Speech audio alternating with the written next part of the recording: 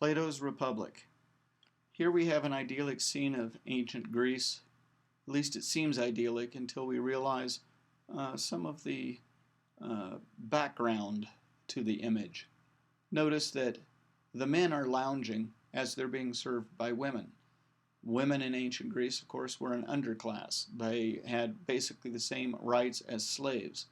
And, to mention slaves, there was a large class of slaves in ancient Greece. This idea that Greece wasn't all sweetness and light, to use the classicist Winckelmann's phrase, Greece wasn't all sweetness and light, that there was a sort of dark side to it, was really first brought out by the great German philosopher Friedrich Nietzsche in the 19th century.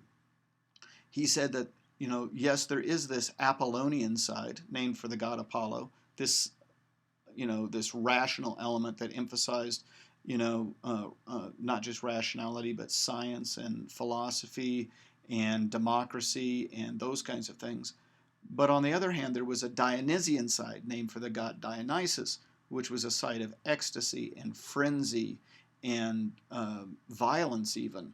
And that these were two competing elements in the Greek mentality and in Greek culture. So even though this looks idyllic, we have to always be aware that this is not a perfect society. Now Plato, in his Republic, wants to reform Athens and to make it into a more perfect society. And so that's what we'll mainly be focusing on.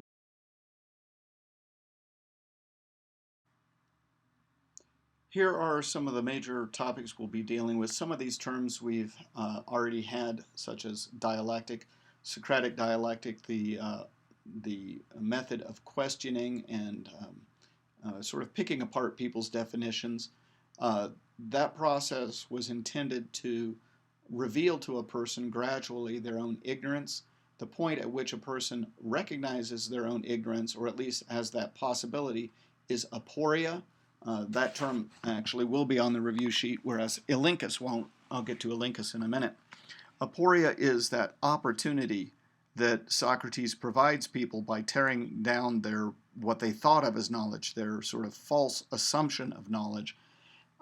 He picks apart their definitions until they can realize their own ignorance. Now, that can be an opportunity. People can seize that opportunity and recognize their ignorance and therefore truly learn something for the first time. Or, like Thrasymachus in Book 1 of the Republic, they can get angry and self-defensive and embarrassed, and they can insult Socrates and leave.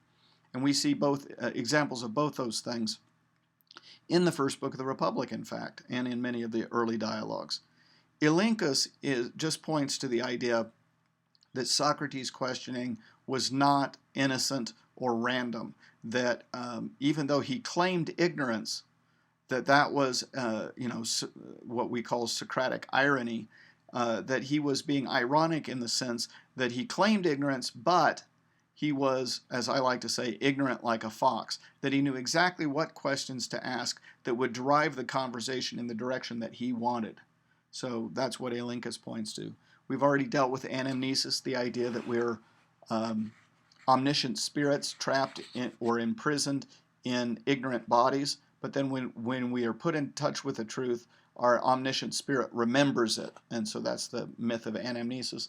And we'll get to Plato's theory of forms, also sometimes called the theory of ideas, which is Plato's pet theory. We'll get to that a little later on. We've already dealt with the question, is Socrates a sophist? And there's a little bit more detail in the slides here. We'll briefly mention. One of the big issues with the forms and the divided line and Plato's cave is this question of reconciling experience of appearances with Parmenidean account of being. In other words, if you think back to that distinction between spirit and matter that we dealt with earlier in the semester, spirit is, perfect unchanging unity, whereas matter barely exists. Hardly anybody knows the truth. Almost everybody lives in ignorance. Plato wants to dial that distinction back a little bit. He doesn't want to make as strong a distinction between illusion and truth as Parmenides. And so we'll talk more about that. We'll talk about Plato's political theory and how it relates to this ontology. And we'll ask some questions. Is Plato presenting a utopian society, an image of a more perfect society, or is this a more repressive society? How does Plato's uh, political theory fit in with our political categories today? And finally, we'll deal with one of the elements that Plato talks. We'll talk about how Plato thinks the republic, this ideal society, can be gotten off the ground, and what is necessary in order to get it off the ground. And one of the things he thinks is necessary is to convince everybody that they have innate natures, that uh, that you know each person is created for a specific role in society. So we'll talk more about that.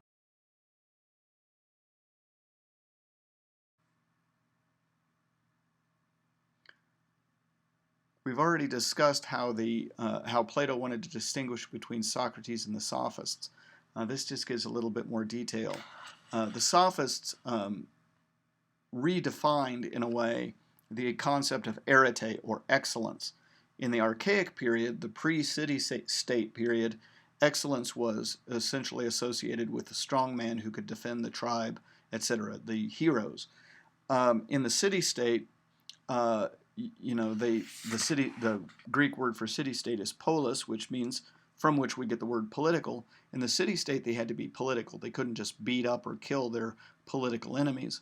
And so they needed to learn to impress others in the assembly and the law courts. And the Sophists thought the way to do that was to teach people rhetoric, the art of persuasion. Plato says that they, however, would use rhetoric to convince people of things that weren't true, whereas Socrates didn't want to use rhetoric. He used dialectic in order to move people closer to the truth. We've also already talked about nomos and physis. Nomos is the idea of custom, that there are different customs, different laws in different places. In other words, relativism. Whereas physis is the idea that there is a natural law that is the same for all people. And we discussed some of the nuances of those two terms in the previous presentation.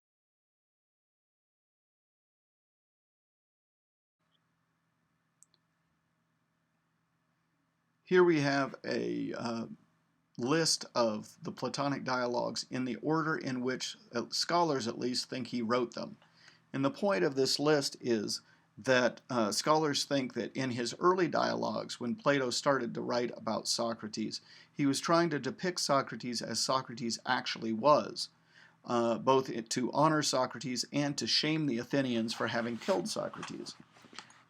These early dialogues have certain characteristics, that they are typically about a moral issue such as justice or piety or excellence, that Socrates primarily and almost exclusively asks questions. He doesn't make speeches, and that the dialogues typically don't have any resolution. They don't come up with any final definition that works. They end in aporia. Now, the other thought that scholars have is, as Plato writes dialogues over the course of about 30 years, he increasingly just uses Socrates as his mouthpiece to speak his own philosophy. And we can see that, for example, in the Republic. Book 1 of the Republic, as you see here, was written in the early period. And when you read Book 1 of the Republic, which is part of your required reading, books 1, 6, 7, and 8, Socrates is primarily asking questions. Whereas the later books of the Republic were written in the middle period, and Socrates is making great long speeches about how to reform Athens and how to make a more perfect society. Speeches that we're pretty sure that Socrates never gave. This is Plato talking through Socrates. In some of the latest dialogues, Socrates doesn't even appear. There are 3 dialogues where Socrates does not appear, and there are others, such as the very strange dialogue, the Parmenides, in which Parmenides is the main character. He appears as an old man at that point, Socrates as a young man, and they have a short discussion between them, after which Parmenides essentially says, "Shoo, kid, you bother me." There's a lot of other oddities about that dialogue that we might come back to later. So this is just a helpful way of understanding the differences in the dialogues. This is not the way that the Platonists themselves, the followers of Plato, would have read the dialogues. They would have read them according to an order based on whether you're a beginner, intermediate, or advanced student. And in the next presentation, I will mention a source where you can find a list of the dialogues in that order.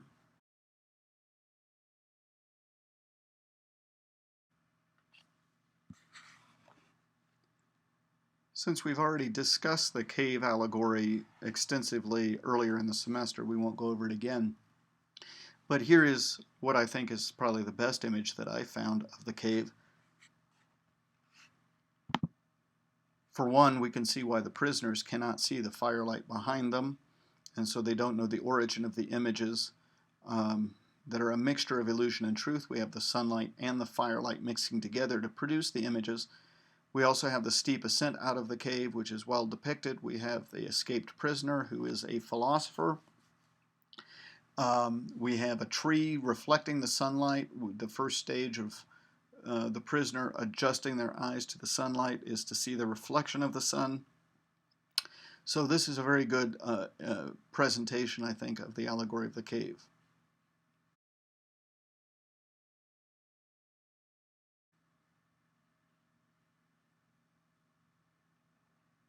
In Book 6 of the Republic, Plato gives us another way of understanding or imagining the cave, a more graphic version of the cave.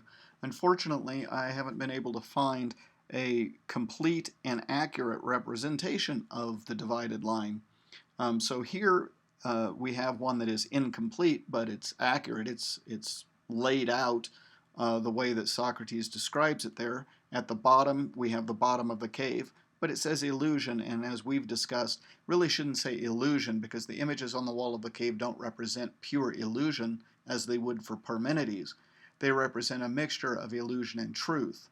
And that's the problem, is that the prisoners in the cave don't know any different, so they don't know how to distinguish between illusion and truth. Belief is a correct translation of the Greek word pistis. I like to say opinion because that, to me, hints a little bit more at our ego attachment to our opinions that really is the problem of the opinions. Above belief and below mathematical reasoning, you see the divided line.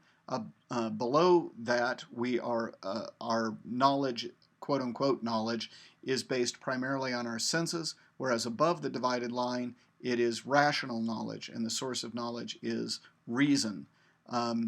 There, I would say that mathematical reasoning isn't the only kind of abstract logical reasoning. We should also include logic. We should include, hypothesis, as it says here, data collection and analysis. Those should all be included in that stage. And then the final stage, understanding based on rational thought, well, that's dialectic. And this, as I said, is this image is incomplete, doesn't give us that.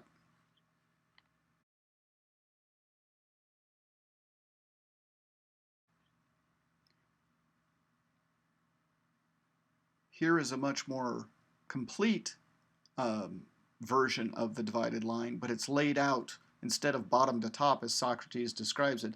It's laid out from right to left, which is odd. But on the right column you have the bottom of the cave and an accurate description of what that is. You then have pistis, which is common sense belief, or what I would call opinion. You have the divided line. Then you have, as it says here, dianoia, pure mathematics, applied mathematics, empirical generalization, but also I would include logic. That's the only thing I see is missing. And then the final level, which really is episteme, from which we get the word epistemology, theory of knowledge. Episteme really means the dialectic and ultimately knowledge of the good. So this is fairly complete, but it's laid out oddly according to what Socrates. The theory of forms is really Plato's pet theory. Strangely, I mentioned that the Parmenides is a strange dialogue. Strangely, toward the end of his life when he wrote the Parmenides, Plato subjects his own theory of the forms to every criticism in the book. In fact, a lot of people have thought that the criticisms that Plato brings up in that dialogue really destroy the theory of forms. A very strange thing for any theorist to do, to get to the end of their life and just destroy their own theory.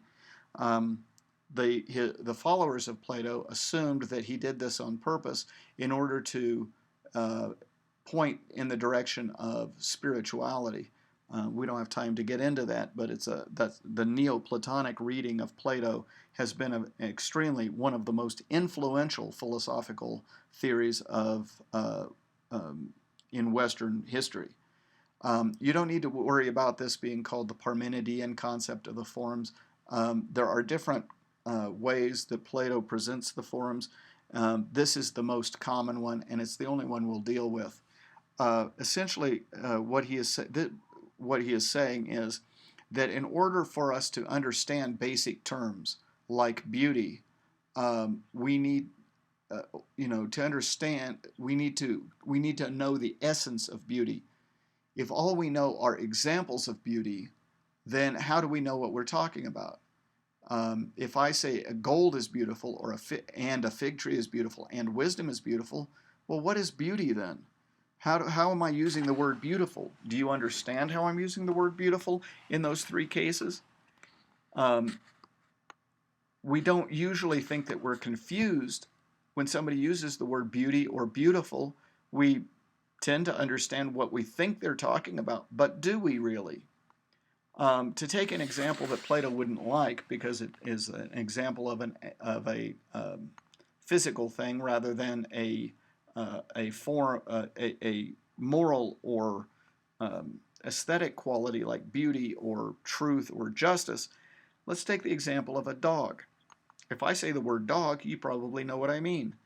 But then if you examine what that word means, how do you know what it means? When I say dog, what is your first response?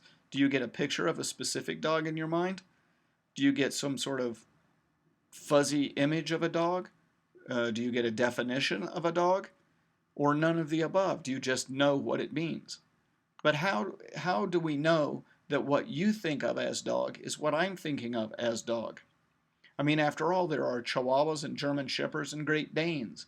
These are all dogs, despite the fact that they are extremely different.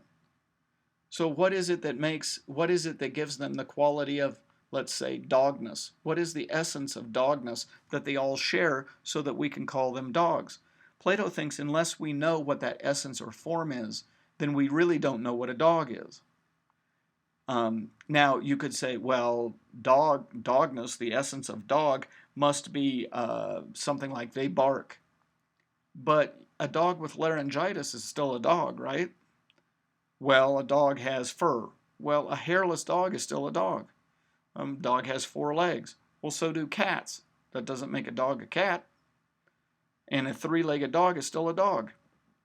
So how do we know what the word dog means? We need to find the essence of dogness, the form that all dogs share. Another aspect of this is that, we could come up with an indefinite number of things, almost an infinity of things, that are called beautiful.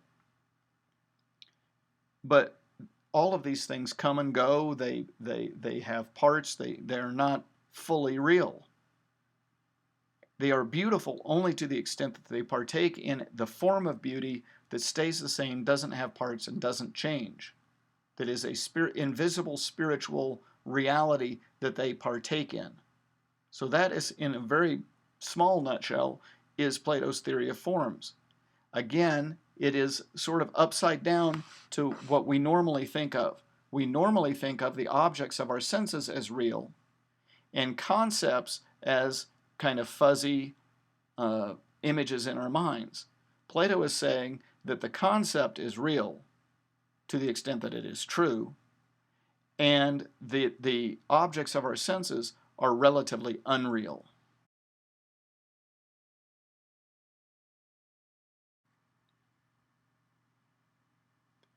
Just to give you an example of one of the criticisms that Plato brings up about his own theory of forms, the third man problem is what we call an infinite regress problem. An infinite regress problem is that in order to explain something, you have to explain something prior to that. In order to understand that, you have to understand something prior to that, and there's no beginning point. So in this case, we say gold, fig tree, and wisdom are beautiful because they partake in beauty.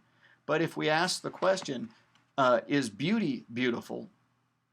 Then if beauty is said, and I think we all would have to say beauty is beautiful, then if beauty is beautiful, then there must be a form of beautiful beauty. But is beautiful beauty beautiful? If beautiful beauty is beautiful, then there must be a form of that, the form of the form of beautiful beauty. And we're off to the races. We basically haven't gotten down to something absolutely certain, the form of beauty. We are still looking. And this is a huge problem.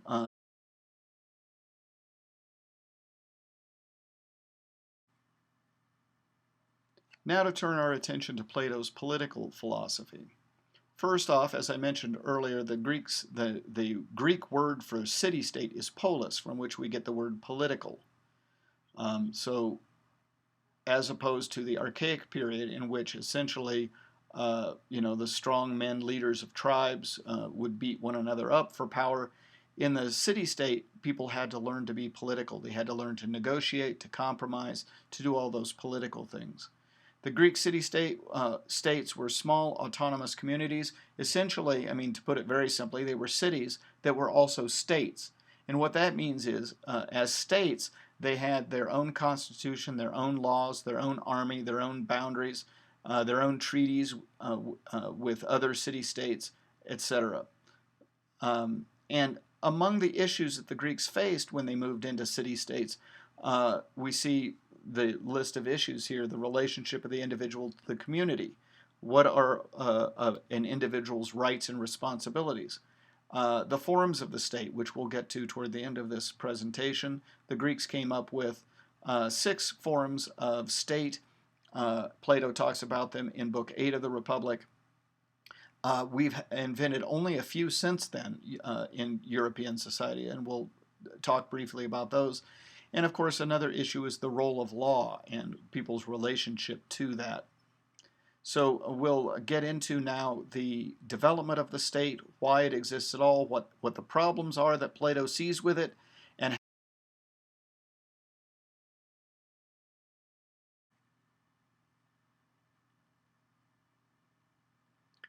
so Plato asks, what is the origin of the state? What are the reasons for community?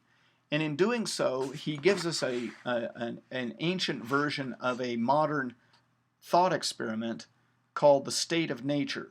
Now, Plato didn't know about this thought experiment, but it's essentially what he does. So I want to give you a couple of other examples of this thought experiment. The thought experiment called the state of nature, we find in early modern times. We find it in theorists like Jean-Jacques Rousseau. Rousseau's theory was that in a state of nature, human beings would be essentially good, and they would essentially relate peacefully with one another.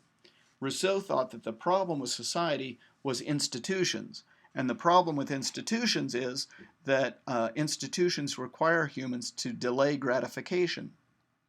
That is, for example, right now, as you're listening to this, you could be doing something a lot more interesting, exciting, or pleasurable.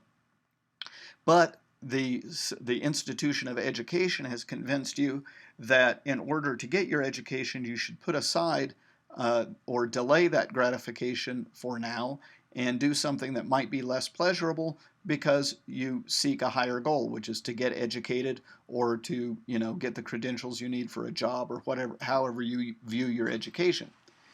Rousseau thought that when we delay our gratification in that way, we become selfish and unhappy, and therefore it is institutions that cause societal problems. Whereas in a state of nature where we don't have any institutions, we would all just get along. John Locke, L-O-C-K-E, one of the major influences on the founding fathers of this country, was a little bit more pessimistic, but still kind of optimistic about the state of nature. He said that it would start out initially okay, but then what would happen is scarcity would happen. That is, some people would wind up with less and other people with more.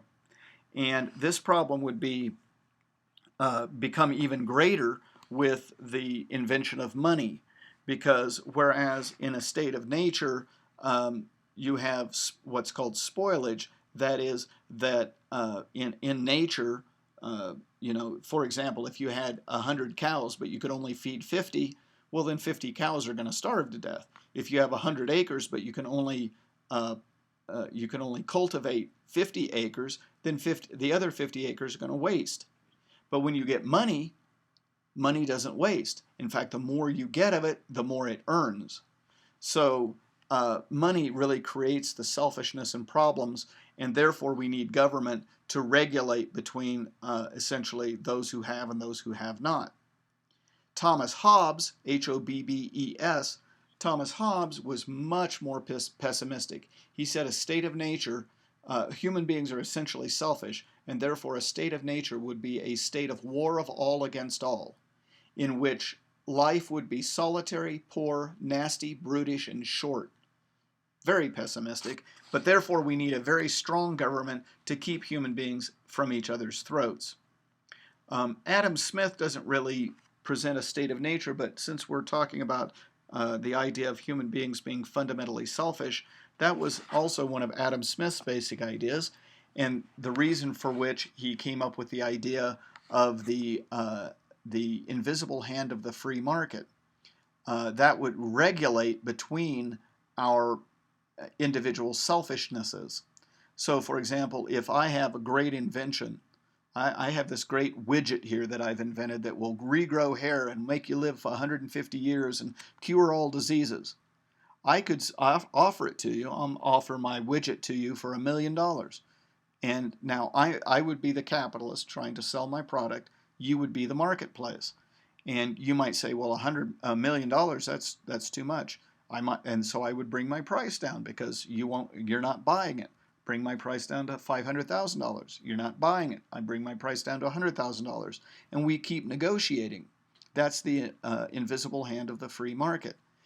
Adam Smith's idea is that causes us to not just be selfish, but to be selfish in an enlightened way. This is called enlightened self-interest. In other words, if I'm an enlightened capitalist, I'm not going to charge $1 million for my widget because I know nobody will pay it, and people will think they're being gouged and they won't do business with me. So it's in my interest, even though I still want to be selfish and get as much money as I can, I need to be enlightened about it and moderate my prices so that I have a chance of selling something. At any rate, this thought experiment called the state of nature, Plato gives us a kind of example of it. Again, he didn't know this idea of the state of nature, but that's really where he starts. He says, in a state of nature, what essentially would be the situation? He says, well, at first, if people were just living as individuals in a state of nature, the problem really would be inconvenience. I mean, think about it. If you were dropped on an island and had to survive by yourself, first off, most of us couldn't do it because this involves making your own clothing, building your own shelter, hunting and killing animals or fishing, being able to prepare that food, being able to build a fire from nothing, protecting yourself against wild animals, etc., etc., etc., on and on and on. It would be even if you could do it, it would be incredibly inconvenient because you'd spend full time just surviving. So Plato says what people do to overcome that inconvenience is, if I'm good at building houses and you're good at hunting, then we just each do what we're good at and then trade with one another. But that's really where Plato thinks the problem begins, is that once we begin trading with one another, then some people get luxuries and other people don't have enough. And the problem there is that the people who have are usually a minority. In world history, if you look, the wealthy are usually the minority and the poor are usually the majority. And the result of that is that the wealthy fear the poor because they're scared that the poor will try to take their stuff, and the poor envy the wealthy because they want more stuff. And really, that's the problem that Plato addresses in his Republic, is how to overcome that fear and envy. Because obviously, the wealthy wanting to protect their stuff, they're going to want soldiery, they're going to want military, they're going to want laws and contracts and boundaries and all of that kind of stuff. And the poor will just resent that and want more stuff. They want to be rich. And so Plato says society degenerates into a city of pigs where everybody is living for these limited goods. They want stuff. They don't care about the ultimate good, the sunlight outside the cave. They only care about what will satisfy their desires. And therefore, one of the reasons we need philosopher royalty is philosopher royalty know the difference between these false goods and the true good, and they can establish a rule of law that will help society be oriented toward the ultimate good rather than just these limited goods.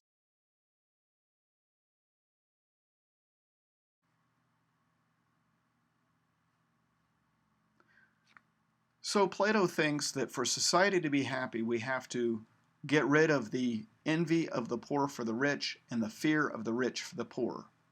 So this is why in the Republic, the definition of justice finally comes down to all persons doing what they are best qualified to do.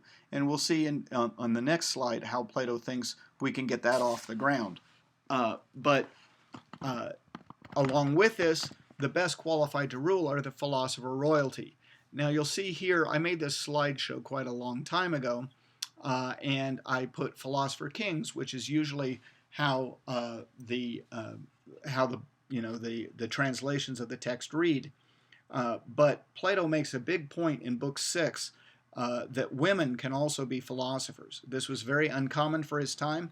Actually, Plato was very uncommon in having women students in his academy.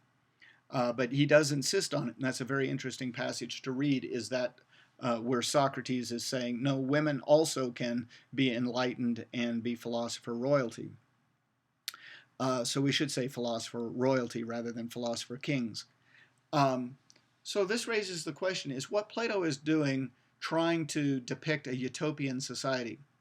The term utopia comes from a work by that title by St. Thomas More in probably the 16th century. And it is based on Greek, but it's not a Greek word, it's one he made up. And it can be translated either good place or no place. And in utopian literature, which is a genre of literature, what the author typically does, like Thomas More did, is tell a kind of a story where a traveler goes to a land where nobody's ever been to this society before. And then the author just depicts this different society. Now you have to remember Thomas More is living in a time when if he had said the government stinks or the king stinks, he would have just been dead. So instead, he just depicts a different society that has different institutions and perhaps better institutions, and lets the reader make the contrast between that fictional society and the real society in which they're living. So it's a way of getting a criticism across without, becoming a victim of the censors or worse. Is that what Plato is doing? Well, not exactly. He's not depicting a fictional society. He is, in fact, starting with the society he's got, the city of pigs that he thinks Athens has become. And he's trying to see how he can sort of tweak the institutions to make a more just society. So perhaps not an exact utopia, but certainly utopian in a way. On the other hand, once we find out some of the things that Plato wanted to, the new institutions that Plato wanted to bring up, we might think that it is in fact dystopian. In the 20th century, Karl Popper, the philosopher Karl Popper, actually said that Plato was a proto-fascist. Now, I think that's a bit extreme, and I probably would hesitate about calling any set of ideas fascist just because there are some similarities between those ideas and fascism.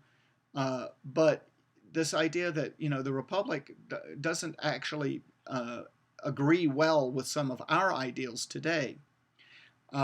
In some ways, Plato is definitely more conservative. He's very concerned about the bad influence that art might have. These folks that would get up and enact the Homer's Iliad and Odyssey, getting the audience all stirred up and getting their emotions stirred up. What is the purpose of that? He was very nervous about that. He was very much, I think, kind of Tipper Gore, the wife of Al Gore, who back in the 90s went before Congress and convinced them to enact laws so that we have to have advisory labels on CDs and movies and such. He definitely was concerned about the bad moral influence of some art on people. On the other hand, uh, some of his ideas are very much ahead of their time and very, we might say, progressive. So he's kind of a mixture of both. Um, we'll talk more about the nature of society of the republic as Plato conceived it in just a minute, and we'll also look at the analogy between the structure of the soul and the structure of society.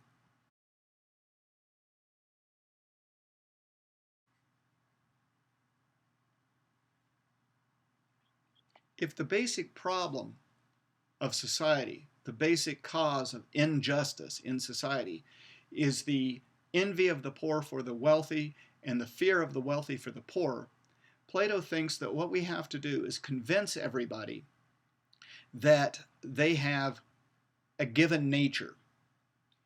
He calls this the useful lie, or sometimes translated the pious lie. We would call it propaganda. He wants a propaganda campaign to convince people that they're born with different natures, and that until they are placed in the role in society that conforms to their nature, they will be unhappy, and therefore society will be unjust. And so, if you're born a shoemaker, Plato wants you to know that you have shoemaker nature, and therefore you need to be a shoemaker. And if you become a charioteer instead, you're going to be unhappy, and society is going to be out one good shoemaker.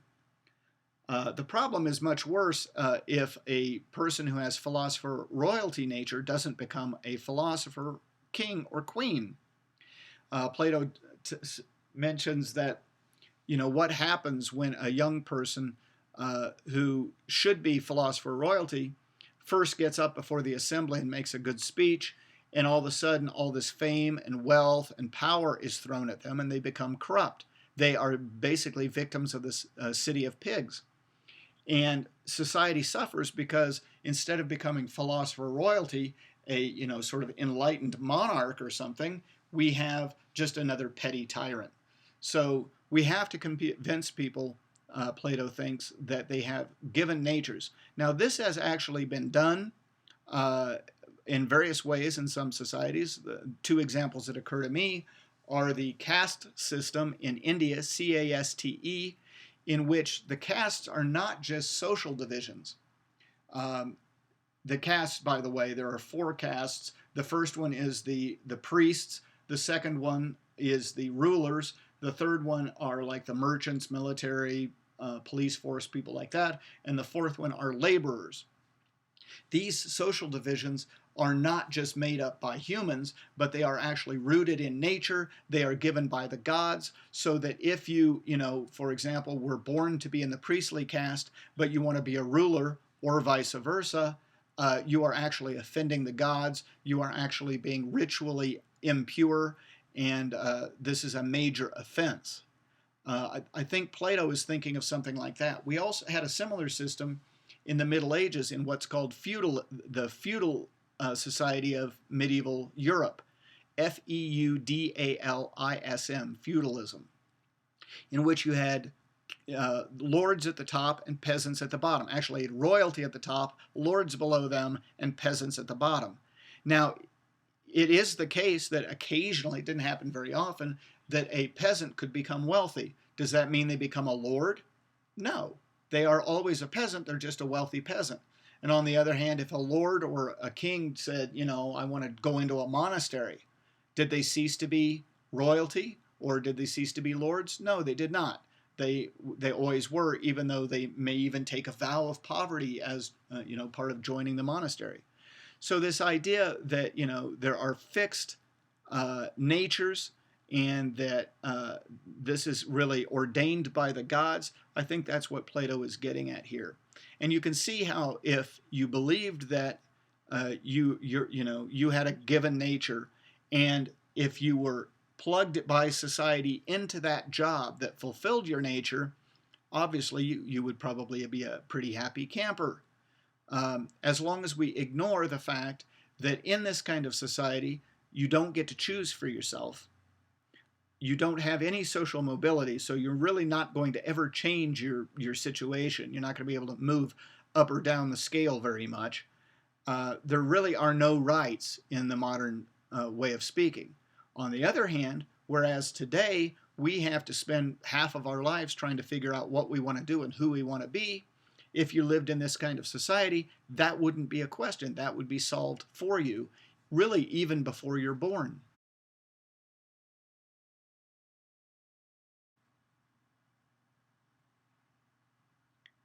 Here we have a table showing the analogy meaning comparison, between the faculties of the human self, body, soul, and spirit, and the uh, three major divisions of society: the people, soldiers, and guardians.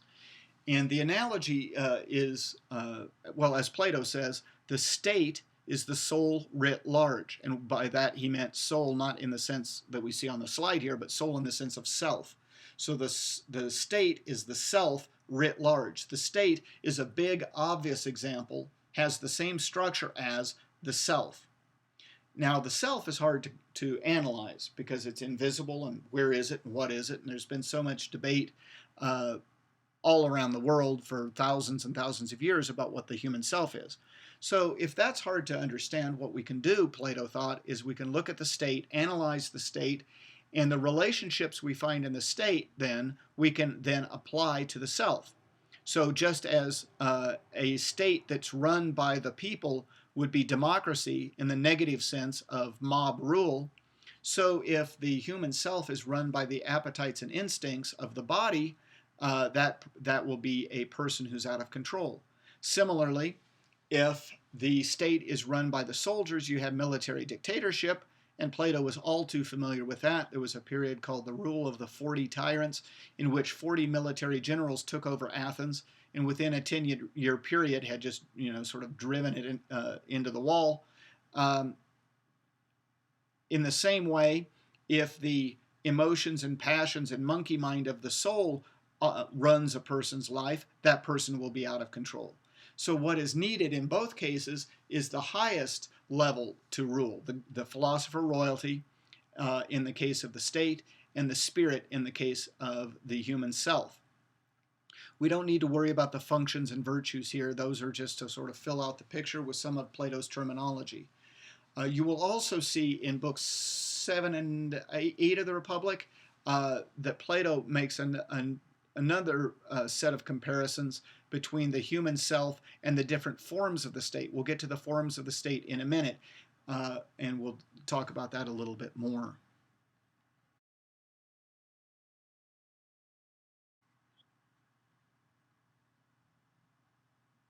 Before dealing with those forms of the state, we have to deal with one, probably the most controversial claim that Plato made in many ways, and that is the idea that wisdom is virtue and that evil is ignorance. The idea here is that if you know good, you'll be good.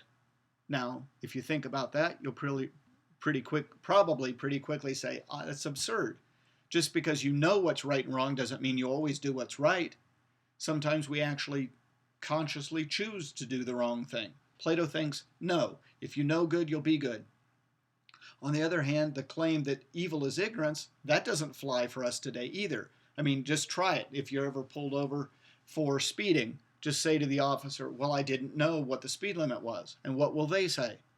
They will probably say ignorance is not an excuse. So what was Plato thinking? I mean, even Aristotle rejects this idea. And Aristotle was Plato's student for 30 years. But I think what we have to keep in mind is that Plato is thinking within Plato's system of thought, within the cave allegory. So what Plato is really saying is that if you know the good, that is the form of the good, the sunlight, then you'll be good, because you will have gone through gymnastics, music, mathematics, and dialectic. You'll be a transformed person, and you will be good.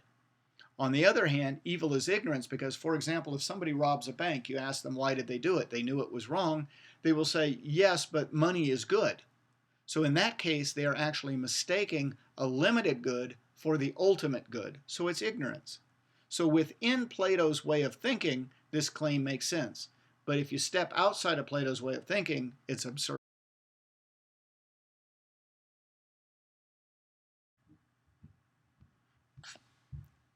Here we see the 6 forms of government that the Greeks came up with, and we'll talk a little bit about what these terms mean, and then we'll talk about maybe some of the forms of government that have been invented since ancient times.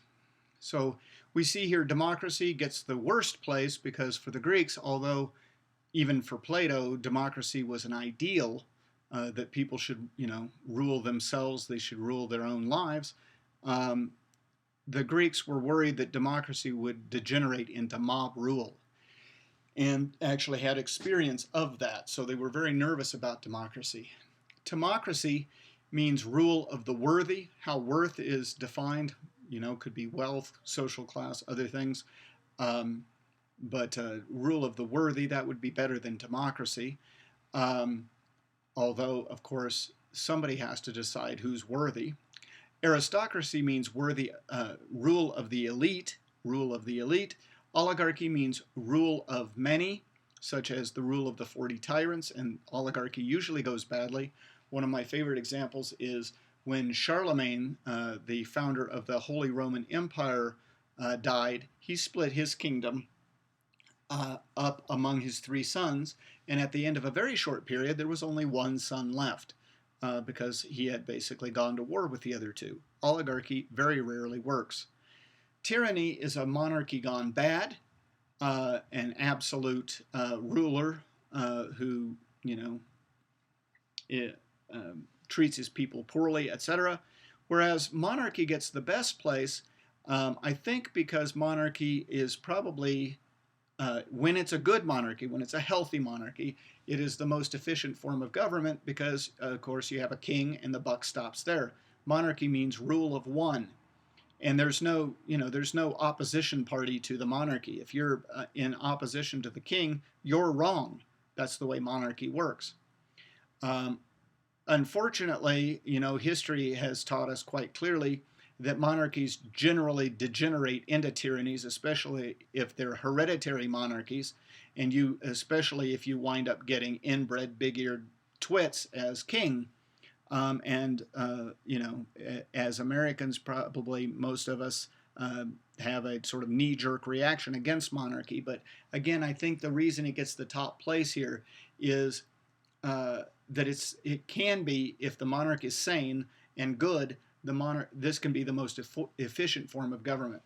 One last thing that I didn't mention, I did mention that in order to overcome the fear of the wealthy for the poor and the envy of the poor for the wealthy, Plato brings up this useful lie, this propaganda, that each person has different natures.